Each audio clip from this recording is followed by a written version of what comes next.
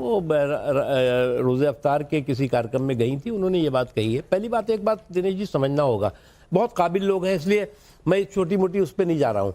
आप अभी देखिए क्या हो रहा है, सबसे बड़ा विवाद क्या है इस वक्त, लेटेस्ट वक्फ का है ना। वक्फ का विवाद कोई मोदी जी के आने के बाद शुरू हुआ है क्या?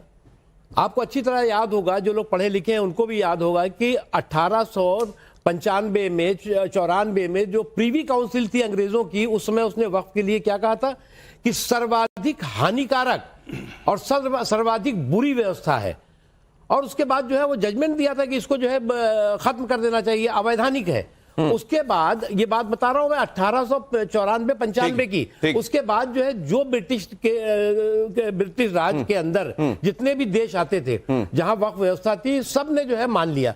यहाँ पर जरा देख लीजिए, आप ही की बात का सर, आप अपनी बात पूरी कीजिएगा कि ये वक्फ का मुद्दा आज का मुद्दा नहीं है, मोदी जी के आ जाने के बाद नहीं हुआ है, इसी का एक्सटेंशन वो दे रहे हैं। जरा पहले ये देख लीजिए, ये धर्म संकट में वक्फ बिल पर सबसे बड़ा झूठ क्या है सर?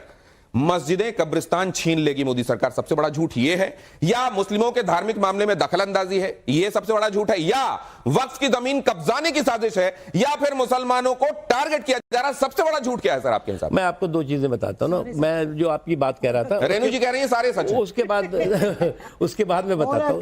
देखिए क्या है, उसके बाद जो है वो जिन्ना एंड कंपनी, मुस्लिम लीग का उदय होता है, उसके बाद जो है वो एक वक्फ वैलिडेटिंग एक्ट बन जाता है 2013 में, फिर 23 में बन जाता है। और ये सारी चीजें कैसे की जाती है? जब उस वक्त जो प्रीवी काउंसिल का जुडिशियल कमेटी का डिसीजन था, उसके विरोध के लिए खिलाफत कमेटी बन गई।